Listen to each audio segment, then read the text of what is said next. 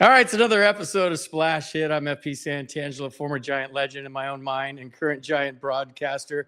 Susan Slusser has been doing it for 30 years, senior writer for the Chronicle, covers the Giants. Nice enough to join us again today. But before we get going, you guys have been great. We've been getting so much great response. We're already up to over 1,000 subscribers. So subscribe to Splash Hit Territory. Next goal is 3,000, then more. You guys have been amazing. The comments are great. You guys are loving it. It's literally the best Giants podcast or show ever. So today we have a special guest, Shayna Rubin. She is a Giants beat writer for the San Francisco Chronicle. Nice enough to join us. Shayna, how's your offseason going? What have you been up to? Oh, it's good. Thanks for having me. It's been a lot of GM meetings, going to Vegas a little bit, paying attention to all the massive overhaul that's going on in the coaching staff, and there's been a lot of change. There's been a lot to keep up with the Giants, so it's been pretty busy. How are you guys? Very exciting for me. Shayna's my colleague, but I haven't seen Shayna for like 5 weeks. So this is how I have to do it this time of year. So a question for both of you guys right out of the gate. Is the offseason usually this busy for you? I mean, usually you get a time to take a deep breath, but it seems like this offseason there's been so much going on. I feel like the second I left for London, like everything It's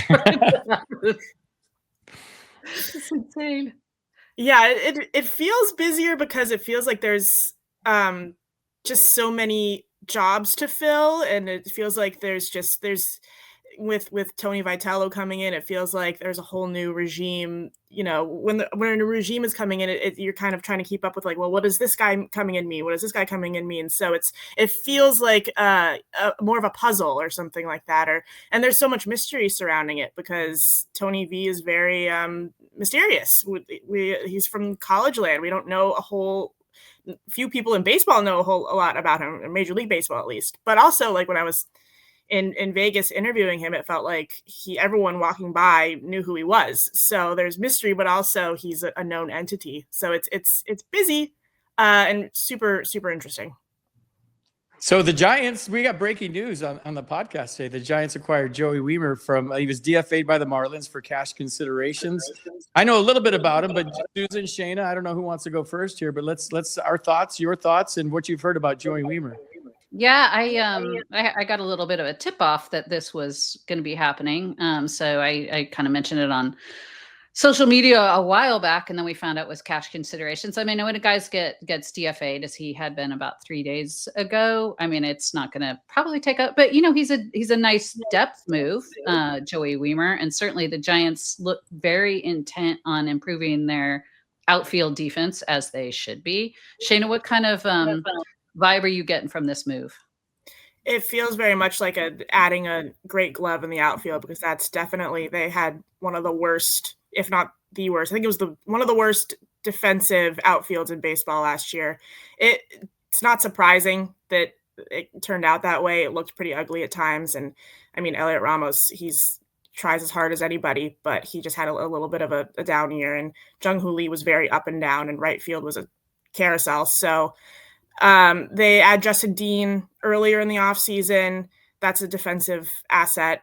This feels very much like they want to have some options to look at when it comes to upgrading that deficit. Yeah, and a guy that hits, I think, lefties pretty well. It looks like throughout his career, certainly in the minor league numbers, and from people that I've heard from since the Giants have talked. This seems like a guy who Tony Vitello will really like. Very high energy. Like, these are the sort of things I think we're going to get used to hearing. High energy, kind of big personality, really like one of those guys that everyone in the clubhouse likes kind of guys. So I'm very much looking forward to seeing him. But I think we'll be looking at probably a big group of outfielders during the spring. And Shayna and I, it feels like we could write about an outfielder a day, Shayna.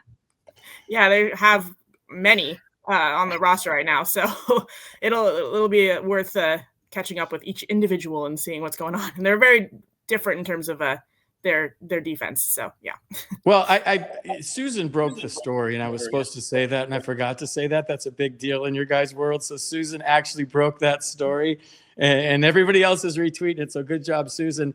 I talked to Vinny Rotino today. He's a broadcaster for the Milwaukee Brewers, and I said, "Tell me about Joey Wiemer." And he said that he is just a hair on fire, Eric Burns, kind of Hunter Pence type of guy.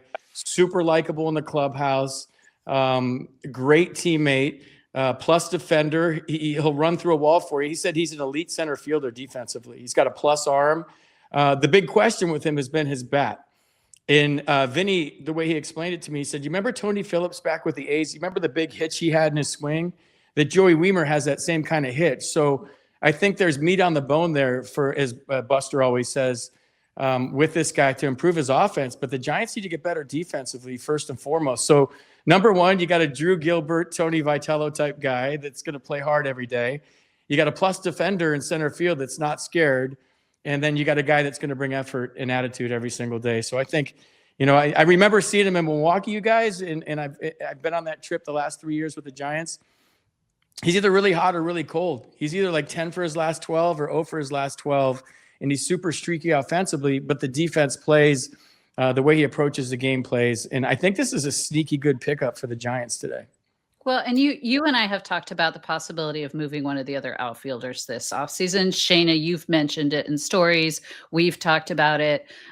This is yet another depth move. I know sometimes fans go like, why even bother when you look at a guy's numbers and he doesn't have a ton of major league time, hasn't maybe like had any big seasons offensively, but every team needs depth. But particularly if you're a team that might look to actually deal from your group of outfielders also to maybe fill some other needs. So there's nothing wrong with picking up a guy for cash considerations ever if you have the spot on your roster. And you don't have to hang on to him. Like how many guys have we seen added to the 40-man, come off the 40-man, added to the, before spring training starts? There will be several who we might never see.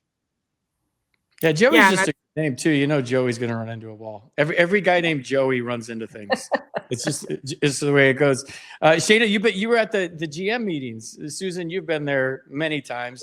Take us through like what you learned about the Giants at the GM's meeting, the direction they're heading in. Did you get any scoops for us? And what are the GM meetings like? I've never been to one of those things. Yeah, it was relatively scoop free for me at least. But the GM meetings are kind of, I don't know if you guys know much about, Susan obviously knows all about the winter meetings, and I think baseball people know all about how hectic they can get. And the GM meetings is just kind of like a much more low-key version of the winter meetings where there are fewer baseball people, at least in Vegas. It's like there's, people everywhere. So it was interesting having to navigate the bustling casinos with the sort of in and out of the GM meetings and executives seeing them pop in and out of certain places. So that was an interesting dynamic. But the GM meetings is it's sort of the beginning of the offseason, sort of like the official kickoff. So everyone talks to the respective presidents and GMs about what's going on for the next few months. And it wasn't a whole lot of surprises with what Buster said, because he hinted to a lot of it when the season ended, which is they need pitching. They want to be a team that is built on pitching and defense. That's what is conducive to the ballpark. That's what was conducive to when Buster was winning championships a decade ago.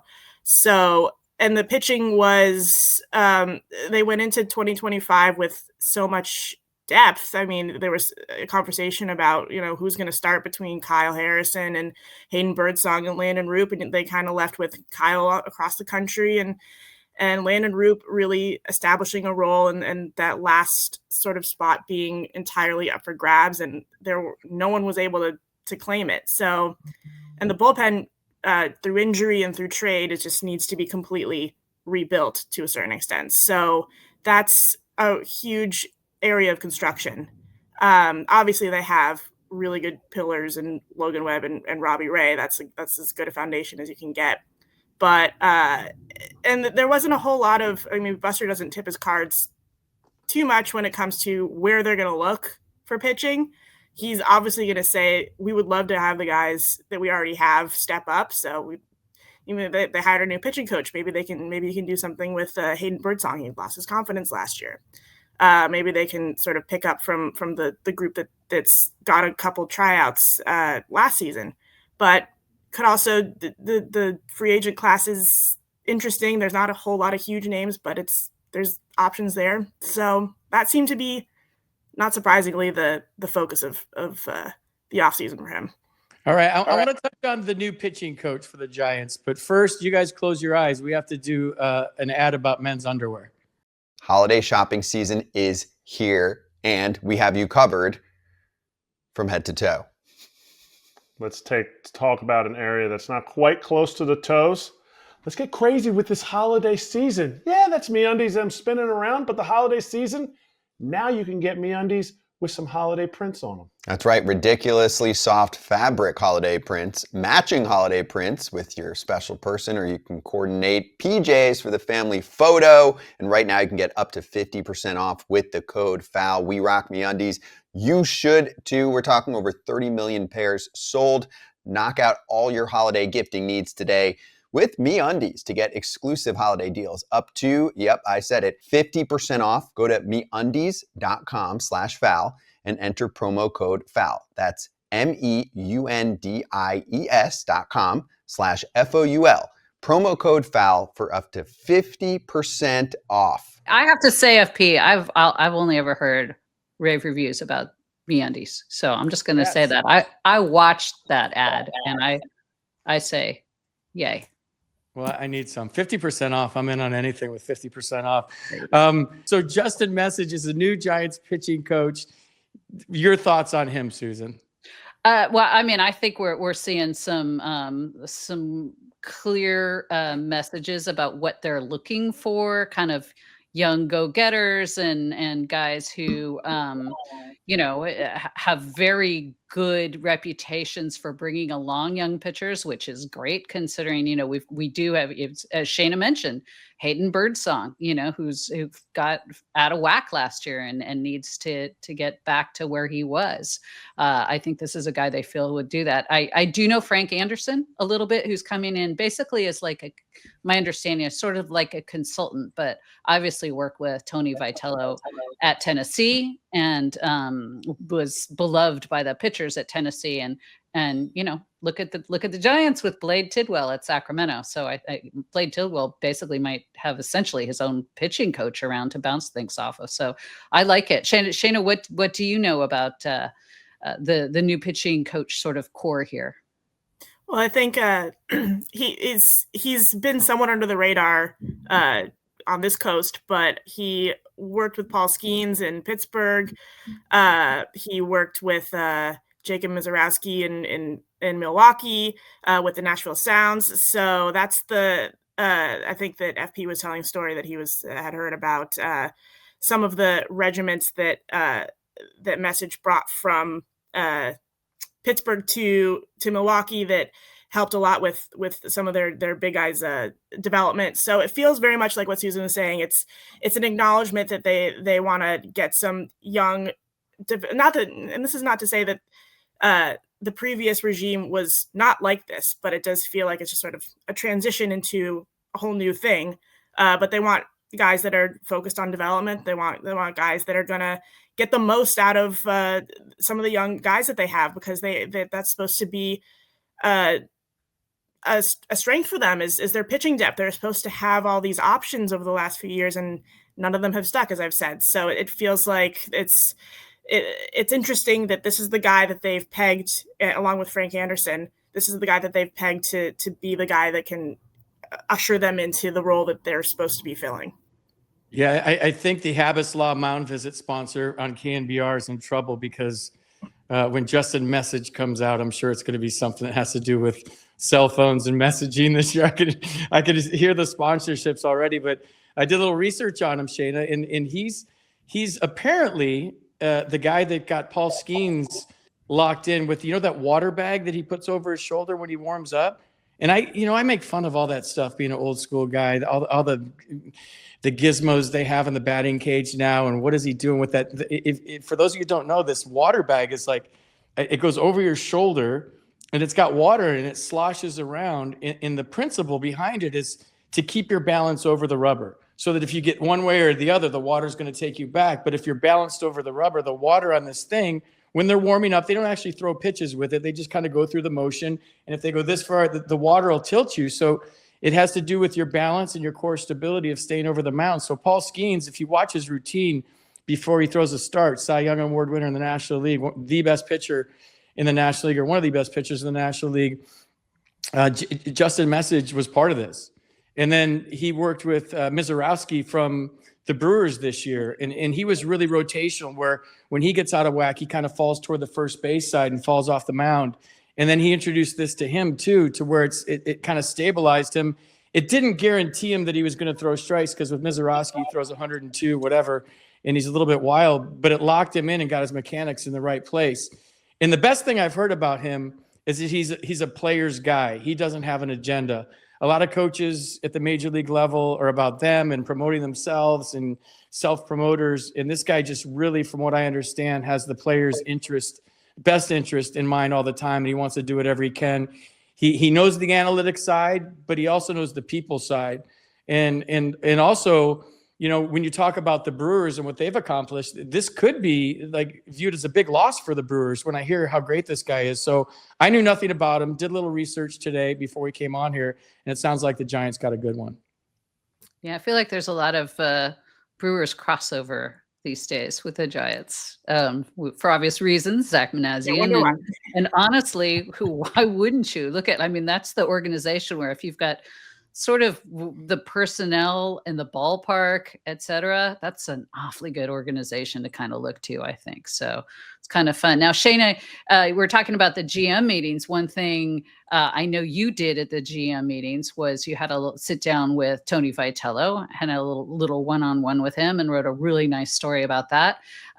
What have your impressions been? I still have not met him, which is so weird. You must feel like you know him at this point. It's interesting because like he's so it feels like he's such a there's been so much written about him because it's just so fascinating and still, as I said, mysterious. So I wanted to sit down with him and try to get to know him better, just as a person outside of the whole drama that surrounded his hiring. And he kind of classified it as a drama a little bit. I think he was pretty disturbed at and you know, this is the big leagues, not college. He's pretty disturbed at the news breaking before he was ready for it to break and that kind of spiel. But he's exactly as advertised in terms of his energy. He's kind of an open book, but also you know, kind of he's very honest. He isn't trying to hide that, and I think I did put it in my story. He's not trying to hide that he doesn't really know how this is going to go. I think everyone's just sort of saying like, oh, Buster must be certain. I think Buster is certain, but I think they're certain that this is an experiment of sorts. And he's not the only young manager to be hired this offseason. There's still some experimentation going on across the league, kind of like a changing of the guard of sorts. And he's not trying to pretend like he knows everything. Maybe some stuff left on the cutting room floor was him talking like, you know, I don't know the 10 best pitching coaches in Major League Baseball. I'm going to rely on everyone else to tell me that. So, you know, you see Frank Anderson come in, that's the guy he trusts, but maybe Meccage is someone that Zach or, you know, the baseball people around him are recommending. So he's very open about the fact that he's a guinea pig. And I think that it's, the consensus is, well, Buster, he's a guinea pig, but Buster and these guys, they know what is going to work. They see how the energy, how the ruffling feathers factors is going to could contribute to winning and maybe give them an edge that is zigging while other teams are zagging elsewhere in terms of how the culture is being built. So that was sort of the vibe I was getting from him. And also he's still very much like in Tennessee mode. Like, you know, it's a completely different, it's a huge change, and he's still moving. He was just selling his house that he just bought in Nashville or in Knoxville. He was still going to the CMAs in Nashville. He's still thinking about the recruiting. Like, he wasn't explicitly saying it, but you could still see that he was detaching the little parts of his brain that were still in that mode. So there was still somewhat of a detachment of the routine, the intense routine that he was part of as a college coach. And now he's like, you know, stepping into the deep end, and he seems equipped to step in the deep end. You kind of have to be in this business, but it was definitely, he was still oh my God, I'm in Vegas. I'm in these closed door meetings with executives I don't really know that well. And it was interesting. It was an interesting conversation. Yeah, there's a lot going on there. He's probably overwhelmed. And the day I talked to him, he was very overwhelmed. Susan, I got to be honest here. You and I talked about him at length during games. We sit next to each other. Shayna, we're all in the same row. We all sit next to each other during the games. And Susan was doing a piece on potential new managers for the Giants. And I threw the name out there. And she looked at me like I was nuts. And you've been kind of lukewarm on this thing. And I think you should share your thoughts with Giants fans about it. You're on board. Let me make it clear. Oh, I totally am. Yeah. I just at the time was like, but there's no way. It's a college. You're kind of old school. You still have your doubts about this a little bit. Can you share those with us just right now? Well, I think I touched it when we had Logan Webb on.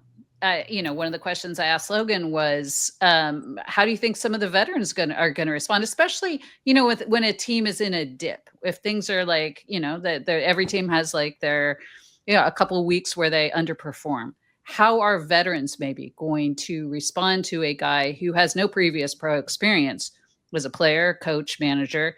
Could that be an issue? And Logan, I mean, he's not one of the only ones who's completely talked me around on this. I mean, I've been sold really since I heard Buster talking about him. Many of the comments I've heard from Vitello, although I still haven't talked to him yet. So I will. Because you're on the other side of the world. You're in London. You can't talk to anybody except for English people. Once I talk to him, FB, I'll let you know what I think.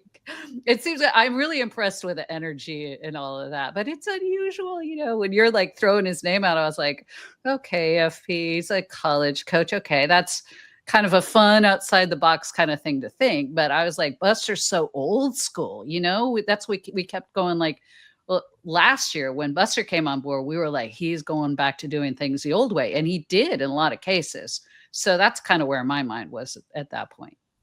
Yeah, and it's going to be a process. He's going to fail and he's going to make mistakes and he's going to learn from those because the game moves a lot faster than the college game. We always talk about influencing 18 and 19-year-olds and whatever he says is gospel, right? He walks on water. He's the coach in college. The coach is the guy.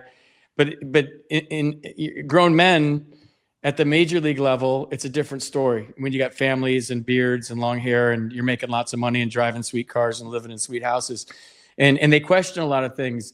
But he's gonna make mistakes. It's gonna be a process. The game is like this at this level. I told you guys before, like when I managed an A-ball in San Jose in front of 300 people, the game was going so fast, and my mind was spinning at the A-ball level. Now you're on TV, 40,000 people. Each win means so much. It's so hard to win one baseball game at the major league level, and it's going to be going so fast. And I know you're going to have a great coaching staff and people to lean on, but still, you got to learn for yourself. And how have we all learned in life? Through failures, right? Failures are the greatest teacher. It's the greatest motivator. So it's not going to be he just hits the ground running, and maybe he does, and I'm way off base here. But there's going to be whoa moments like, what are we doing? But it's okay because the authenticity's there, the transparency's there, and he'll be the first one to get up in front of all of us after a game and say, I really screwed that up. I don't think he'll ever take credit either. Just like we were talking about with Meccage, the new pitching coach for the Giants, and how he relates to guys. That's Tony's greatest strength. We all talk about energy and rah in college. His greatest strength in Shayna, you know this because you've met him. Susan, you don't. This is just his relatability. It's just relatability to people and how cool he is and how he comes across as not full of crap. He just comes across as super, super authentic. Yeah. He has his guard down. Yeah. I want to change gears a little bit here at the end of the show. We got about 5 minutes left. And I don't mean to push this to the end, but I think it's really cool that we're doing a podcast with two women in professional sports who are writers at the top of their level, and maybe just how you guys got started and what's it like for you guys. I mean, Shayna, you're a big league reporter for a big league team that's won 3 World Series champions. Susan is decorated. She's on the Hall of Fame committee. She's been doing this for 30 plus years. And Susan came in at a different time when maybe it was a little more difficult, but I'm sure it's not easy for either one of you guys. And I'm really, really honored to have you on this podcast today. And maybe Susan, you can start with how you got started and what's it like. Yeah, I mean, it's funny, FP. I think when you came to the A's, when I was covering the A's, I was the only woman covering a team in the American League. And I think you had played for Montreal when Stephanie Miles was there, right? And she was the only one covering the National League. So I think there were only two of us for a time until Cheryl Rosenberg, my very good friend, started covering the Marlins and then covered the Angels. And then really when MLB.com got up and running and started hiring a lot of women as interns and as beat writers, that the Boston Globe was right out there in front. A couple of the Chicago papers were hiring women. It's sort of snowballed. But as you know, FP, and I think you know, Shayna, I had wanted to be a broadcaster. And I did all of Stanford's baseball games, including 2 college World Series victories, their last ones. Go figure. And football. I was the color announcer for football, with all my vast football playing experience. And I also worked at the Stanford Daily, of course. So when I was coming out of college in 1988, they weren't hiring women to be baseball broadcasters, and I had a job in hand from the Sacramento Bee already. So I was like, yeah, I like this paycheck, sound of this paycheck. So I went to Sacramento. Was it before we get to Shayna, was it tough for you, like being in the clubhouse, being in the locker room and being the only female in there? What was that like? Yeah. I mean, I think, I started mostly in the NBA because I started in Sacramento. But I was doing some baseball, and I had a few moments here and there that were probably not so great, but I had friends who had much worse. I'm very good friends with Lisa Olson. I think people will remember she had a bad experience with the New England Patriots when she covered them, to the extent where she actually moved out of the country for a number of years to Australia, which is horrifying. And she's phenomenal. My dear late friend, Jennifer Fry, who is among the most talented writers ever, had a bad run-in with Hall of Famer Jack Morris when she was an intern at the Detroit Free Press. So I feel like I really kind of got away, I just kind of kept my head down, did my job. But in the Bay Area, there were women before me, which really helped. There was Joan Ryan, who we all know and love. Susan Fornoff had worked at the Sacramento Bee before I was there, and while I was there for a few years too. Stephanie Salter was at the SF Examiner. So I had people in the Bay Area that I knew and I looked up to. And Ann Killian started at the Mercury News just a little bit before I started working at the Sacramento Bee, and she's one of my closest friends, and now Shayna, my treasured colleague at the San Francisco Chronicle, many times California Sports Writer of the Year winner. And so the Chronicle has a long history of having women sports writers dating back to Joan Ryan, which what a legacy, following somebody like Joan Ryan and getting to work with people like Anne and Shayna and Marissa and Jemmy, who is phenomenal. So we love it. And our boss, Christina Carl, is, a trailblazer in her own right. So we're both very lucky, I think, in that. That's great stuff. We love Anne. We got to get her on here. Shayna, tell us about how you got started and how the Giants thing came about. Sure. I mean, I hate to say it because I don't know if it's going to land right, but I grew up reading Susan. I grew up reading Ann Killian. I grew up reading Gwen Knapp. I grew up reading Joan Ryan. So it always felt normal to me that would be something, in a sense. I don't think anyone actually thinks, I never thought until I was in college that I could ever do this. It just kind of, I don't know. It was never a fully formed dream until I realized that I wanted to write, and I realized that I love sports, and I just put the two together like a sandwich a little bit. But it seemed like a real career path because of the women that came before me, and the women that came before me also made it so that I had such a scary landing spot, that they blazed a trail for me so that I didn't have to endure what some they had to endure. And I think Susan, she's told me some stories that she's had to go through, and she's not going to say them now. I know that's like, you don't want to rehash all the stuff, but I also grew up, I heard the story about Susan Fornoff getting the rat from the clubhouse, and everyone was warning me about, you never know, something like that could happen. But it's because of such good work that they all did, blazing the trail, and not only blazing the trail, but setting a new standard that it all those horror stories never occurred. And it's just been so normalized. And now there's so many women in the industry because it feels so normal. Yeah.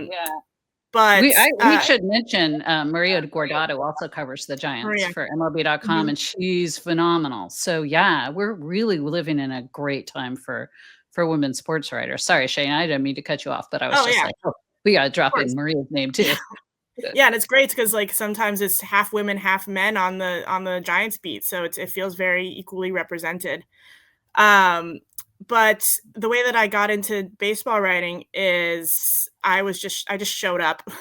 When I was in college. I went to college at SF State, so I was in San Francisco, and when I was graduating from journalism school, one of my professors, Jesse Garnier, had a blog, and this is kind of at the advent of blogging when press boxers were like, okay, I guess we'll let you, or PR teams were like, I guess we'll let these bloggers in and see if they get in the way or not. But I was lucky enough to cover some Giants games way back then, and it kind of threw me into the deep end of, oh, this is, I took it as a different school. Like I was learning from watching Henry Schulman, Alex Pavlovich, Andrew Baggerly, do their job. And I was in the way for sure, but I was learning.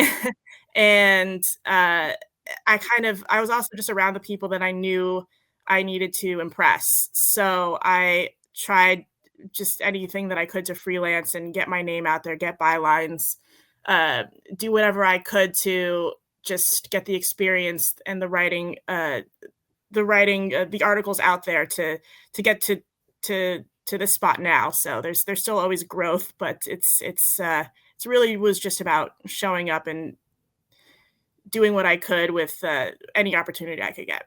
Go ahead, yeah, Susan. hang on. Yeah, because I should say Shayna's also covered a lot of Warriors and done a great job covering the Warriors, but she showed up on the A's some when I was covering the A's.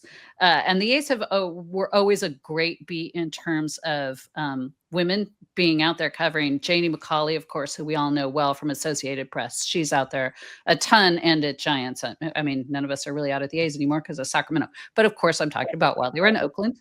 But there were a few years where there were so many covering the women covering the A's. I can remember the A's monthly magazine. You probably remember that monthly magazine, FP. They did a story like essentially like, why are so many women covering the A's? And Joe Stiglitz was then with the Mercury News, and he was the only man on the beat. And they interviewed him, and he said, yeah, I kind of feel left out sometimes. They're always going like, I like your blouse. I like your blouse. And nobody ever asks me about my blouse. So for the entire rest of the year, I think every day, at least one of us would go ask Joe about his blouse, which gotta tell you, you didn't have a good blouse game. If you could cover the A's in those days, you could cover any team in the history of baseball. We were a wild bunch. You guys, thank you so much for what you do. Seriously, it's a grind. People don't realize you're traveling, you're booking your own flights, you're booking your own hotels, you're getting into cities at 3 a.m, then you got to get up and go to a day game at the ballpark. Excuse me, you're doing the same grind that the players do. And then on top of it, we don't know how to write, and you guys do. So thank you so much for what you guys do. Shayna, thanks for coming on with us today. Susan, I'll let you get back to your crazy, wild, fun lifestyle in London. I'll be joining you Friday in London for a week across the pond. We're going to have a blast. Premier League soccer games. We're going to do it all. But you guys, thanks for coming on today. You can follow us on X at Splash Hit Territory, on Instagram at Splash Hit Territory. We have our own sites now. We are on the Foul Territory Network, and of course, subscribe and like on YouTube. All right, guys, take care. Have a great day. Thanks a lot. And like I say on the way out, swing hard in case you hit it.